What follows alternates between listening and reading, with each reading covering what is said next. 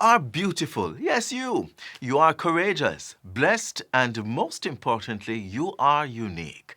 There's only one you, and that's your superpower. Welcome to another viewing of Jamaica Magazine. We promise to keep you well informed as always. I'm Adrian Atkinson. We'll be right back.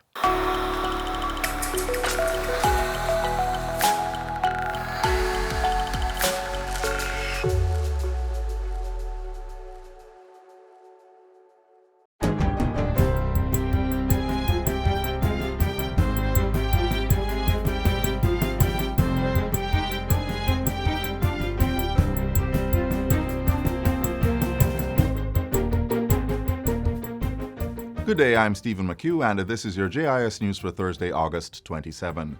The National Works Agency, NWA, is set to begin the second cycle of its island-wide drain cleaning activities soon. Chief Executive Officer E.G. Hunter made the announcement during a virtual press briefing at Jamaica House on Monday. He says this activity is part of national preparations for the 2020 North Atlantic hurricane season. The first cycle of drain cleaning activities was carried out by the agency in April and May of this year at a cost of approximately $100 million. Mr. Hunter says the second cycle should begin the first week of September. And that normally corresponds with the peak of the hurricane season, which is somewhere from the 12th of September towards the middle of October. The 2020 Atlantic hurricane season runs from June 1 to November 30.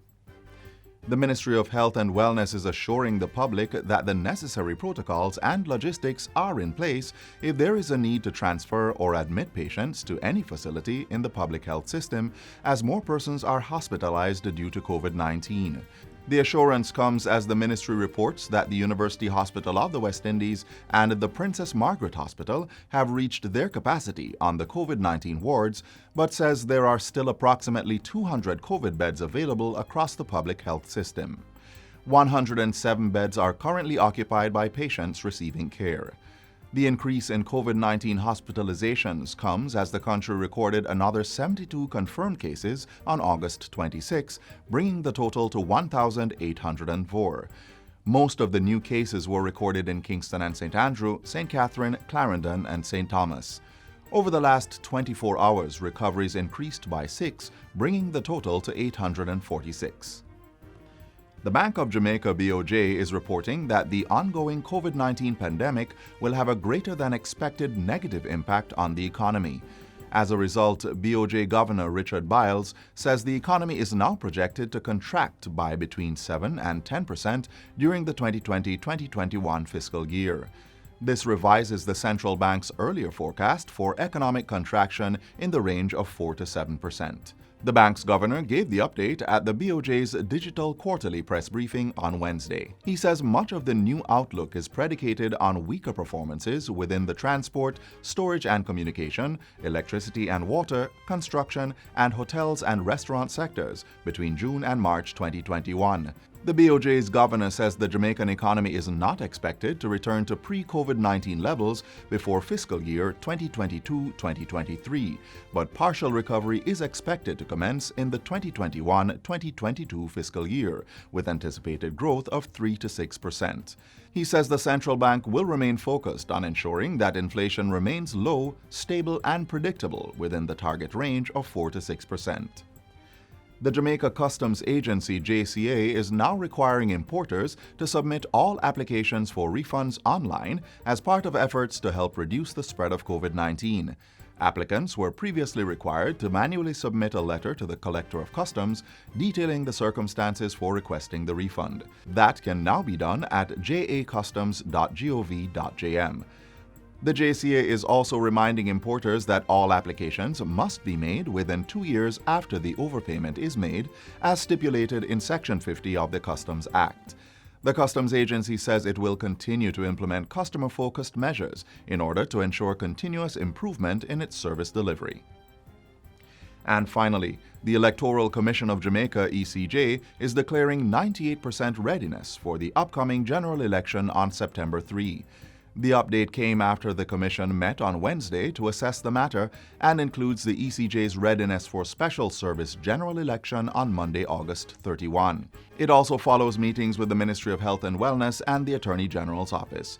Coming out of those discussions, the ECJ says it is confident of managing the upcoming general election, guided by established COVID-19 protocols derived from the World Health Organization, WHO. To ensure the safety of the electorate, the Commission has established a COVID-19 protocol for conducting national election. Among other things, it involves the deployment of 7,400 sanitation officers who will be dedicated to keeping the voting process sanitized across the 2,200 polling station locations. The established protocol also includes the use of mandatory thermometer checks, wearing of masks, continuous sanitization procedures, social distancing, and the single use of voting pencils by electors. And that's it for JIS News Today. I'm Stephen McHugh. Thanks for watching.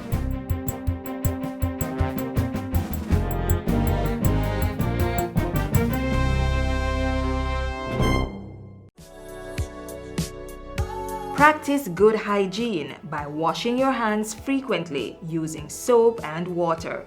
Here's how you should do it while conserving water. Turn on the tap to wet your hands, then turn off the pipe. Lather your hands and the tap with soap. Turn on the tap and wash your hands, back, front, and in between fingers. Use some of the water to wash off the tap, then turn it off. Dry your hands with disposable hand towels. If you don't have running water, use a hand rub containing 62% or more alcohol. If hand sanitizers are not available, rubbing alcohol, Dettol, white rum, or household bleach will do the trick. And if all else fails, let hand washing and the handling of potable water be a two-person event. Each person will take turns pouring and washing hands with sitting water. Now is a good time to consider installing a tap on your containers to reduce the risk of water contamination. Faucets can be easily attached to drums, buckets, or 5-gallon water bottles. And to ensure that the outside of the containers are clean when recapping, disinfect it with hand rub containing alcohol that's 62% or more.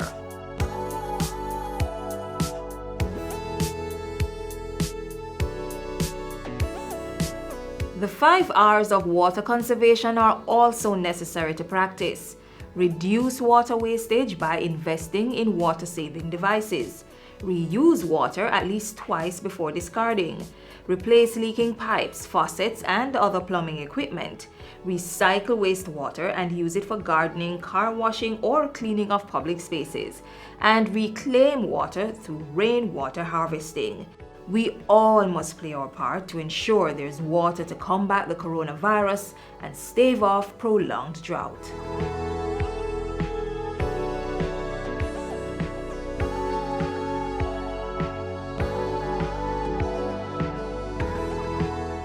Government's Housing Opportunity Production and Employment HOPE program continues to provide the reality of its moniker to young adults through various core skills training. Let's take a look as the HOPE Garment Construction Corps engages the unattached youth of Jamaica in a meaningful way. I was yearning for success so much that it brought me to the wrong route. I was actually incarcerated because of my actions, and that is where I got into sewing, because I had to do something to make up for the time and to keep myself active. So this program, I heard about it as soon as I was released in May 13. So it was my ray of hope. This is my change. This is my way forward. So I come with all zeal and tenacity to go forward. Cressy Ray is just one of the thousands of Jamaican young people whose lives are being transformed because of their engagement in the Prime Minister's Housing Opportunity Production and Employment HOPE program.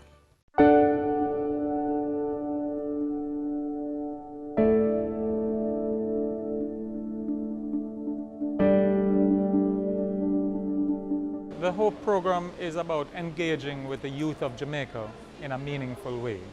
To give them, so it is mainly a training and apprenticeship program, if I can summarize that in a nutshell. It involves engaging young persons through Firstly, values and attitudes, or what I call core skills training. Then it gets into a skills training, a very basic skills training, and then get them to serve as an apprentice for up to 1 year, honing the skills that they would have learned. And that is exactly the course taken by the Hope Garment Construction Corps at the Heart Trust NTA Garments Academy. The first phase was 2 weeks of what is called core skills training. Basically life skills training, different areas where they were taught life coping skills, punctuality, how to dress for work, how to manage their emotions, things like that. I deserve the best things that life has to offer. They were taken into the machine operating training, where the 100 were placed in 4 groups of 25 with 4 instructors learning to sew. The final phase will be going into production, where they will actually start making the shirts for the other persons. And you will see from the display we have over here that they're actually making shirts now.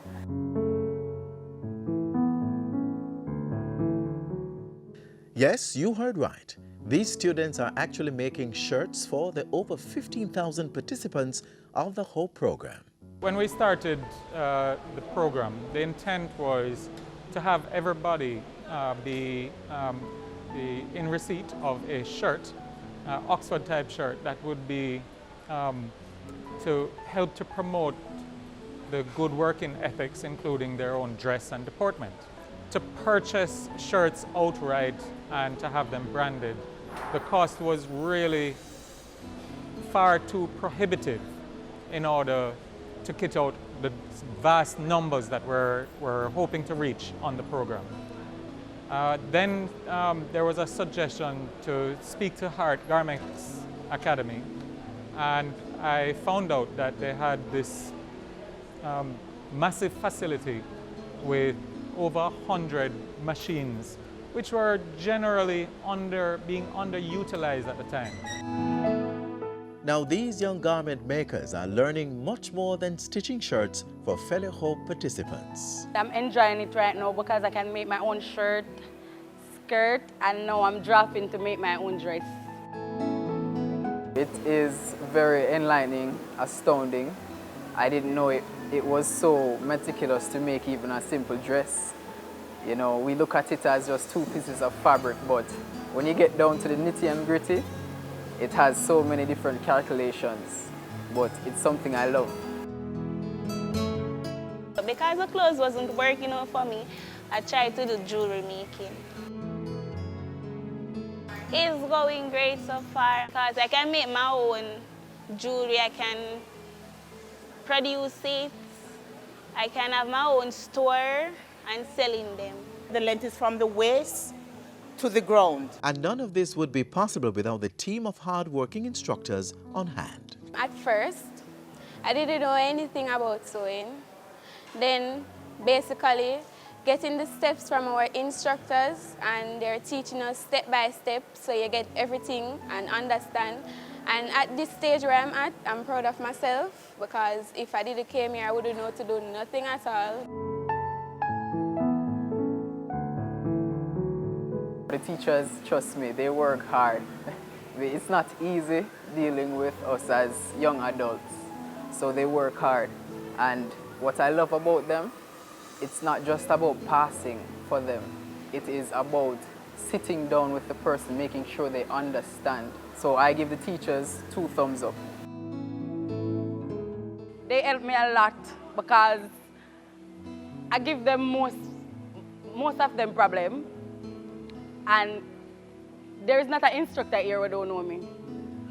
Because I walk around and I ask questions, how to do my shirt, and they all helped me.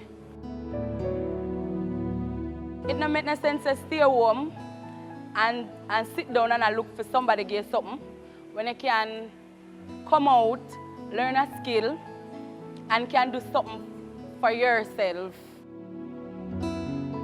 It doesn't matter what background you're from or where you're from. Just come with an open mind and willing to learn. And once you're willing, you'll go a long way because there's hope for you. For more information on the Garment Construction Corps or the HOPE program, call or visit a National Youth Service or Heart Trust NTA office. Toll free 1-888-432-7868 or email info@heart-nta.org.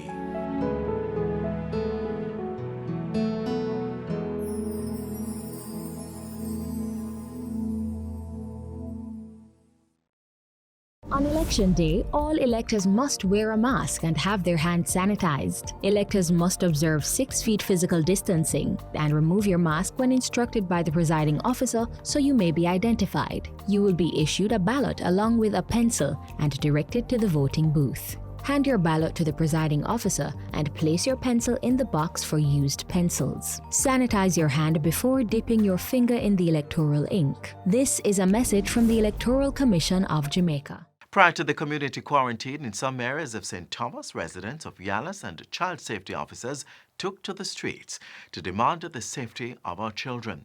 Their mission was to encourage individuals to put a stop to child abuse, both physical and mental. According to global reports, children now face greater risk of abuse because they spend more unsupervised and unstructured time at home due to COVID-19 restrictions. Their contact with trusted adults outside the home, such as guidance counselors, teachers, and mentors, is reduced. And this gives them fewer opportunities to report instances of abuse. Did you know that right here in Jamaica, over 1,000 cases of sexual abuse were reported to the National Children's Registry between January and June 2020? After being reduced to 82 for April, the reports rose to 119 in May and further increased to 228 in June. It's no wonder that agencies such as the Child Protection and Family Services Agency are taking steps to foster increased awareness on how parents, guardians, and community members can safeguard their children against abuse.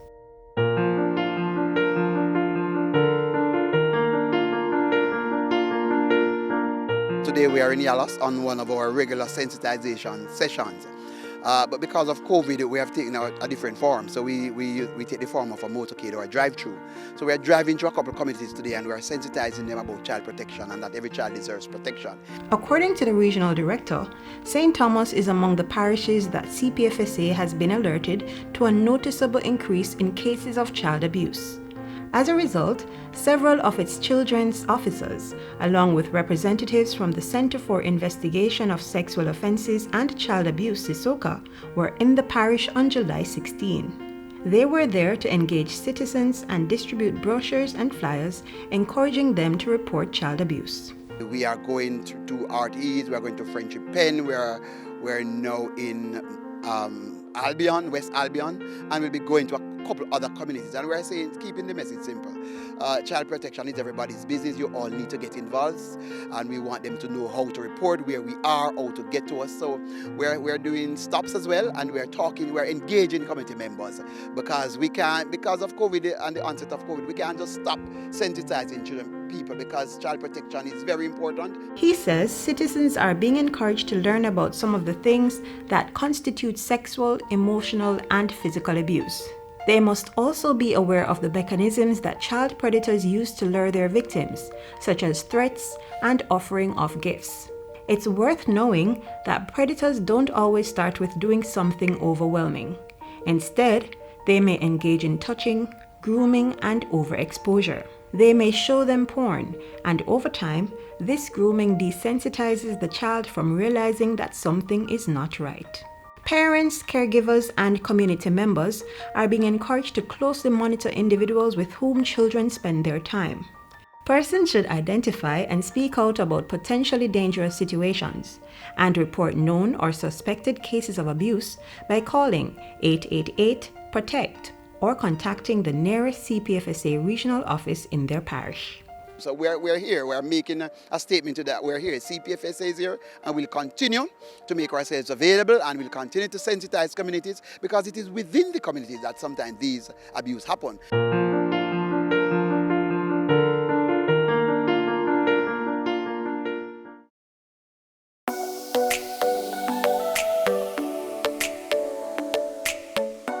To properly carry out a hand rub, apply a palmful of the product in your cupped hand, covering all surfaces. Rub your hands palm to palm. Rub your right palm over the back of your left hand with interlaced fingers and vice versa. Rub your hands palm to palm with fingers interlaced. Rub the back of your fingers to opposing palms with fingers interlocked. Rotationally rub backwards and forwards the clasped fingers of your right hand in your left palm and vice versa. Once your hands are dry, they are now safe.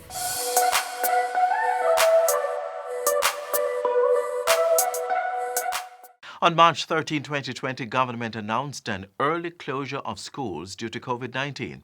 As the pandemic remains a public health concern for this upcoming academic year, most schools will limit face-to-face contact. One option parents and guardians are considering is homeschooling. This next feature will assist you in finding the best resources available. As part of efforts to ensure there is no wide-scale spread of COVID-19 in Jamaica, government announced an initial 14-day closure of schools, which began on Friday, March 13. The classrooms are now empty, but learning has not been abandoned. We will be making provisions to enable online training or continued education online.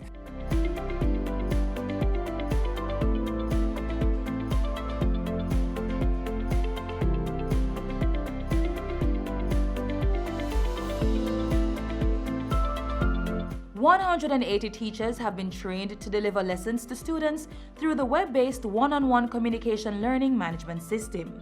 The Education Ministry has made resources available to students from kindergarten up to grade 13. A detailed list of online digital learning resources have been compiled and shared with all schools. The ministry has also partnered with several educational providers to deliver content for students at all levels of the education system. These include Book Fusion, Learning Hub, EduFocal, and Cheetah. The online platform Book Fusion Limited exposes children to a host of free ebooks. The website allows students to read ebooks on the primary exit profile PEP, biographies, history, literature, and math, just to name a few.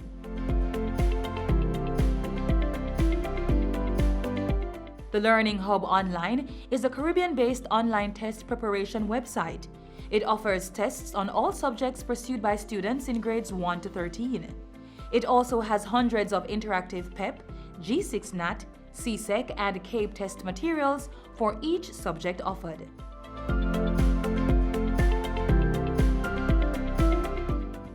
EduFocal is another partner of the Education Ministry. The innovative social learning platform combines study with play. While students are at home, the platform is offering free virtual lessons led by PEP master teachers. Study guides, tutorial videos, questions and answers, and examinations are also offered on the site.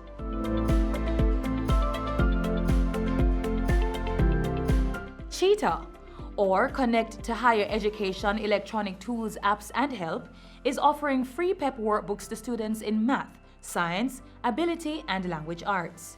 The small corporation also creates unique educational resources for the pre-primary and primary levels, which include tablets, apps, toys, headphones, tablet accessories, and books. Outside of these partnerships, steps are being taken to liaise with other private and public sector stakeholders. We have been in contact with Flow, and Flow will also be making internet availability readily accessible to persons on our platform so that they can continue with their education. The ministry is also in partnership with the Public Broadcasting Corporation of Jamaica, PBCJ, and RJR Gleaner to deliver live and recorded educational content to students at all levels of the education system. The programs will air on PBCJ Mondays to Fridays from 7:30 a.m. to 10 a.m. and 3 p.m. to 5 p.m. with rebroadcasts on the weekends.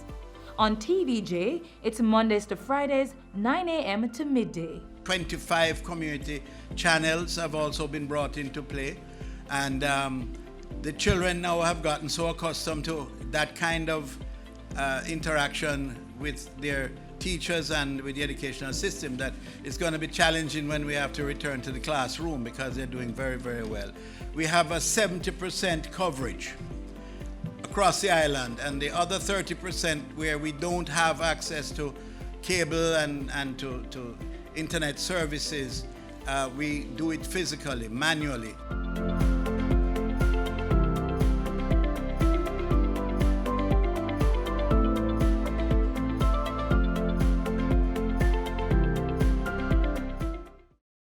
Jamaica Social Investment Fund, JSIF, celebrating over 20 years of investment in community development.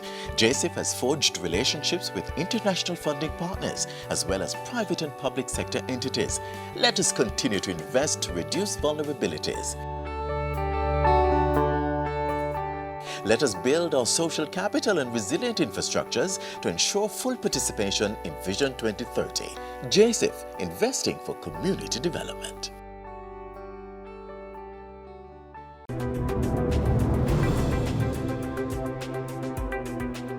We really need to cut the hate and work together as a country, as communities, to overcome. I really do not want to hear about any case of persons threatening people, abusing persons because they hear that they have the virus. And also for healthcare workers, we don't want to hear that we are also not cooperating with our healthcare workers.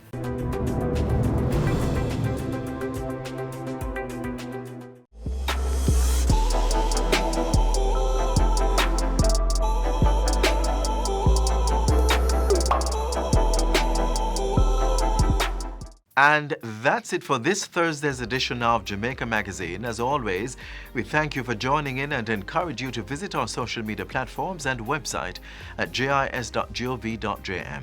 I'm Adrian Atkinson. Stay positive and do enjoy the rest of your week. Thanks for watching.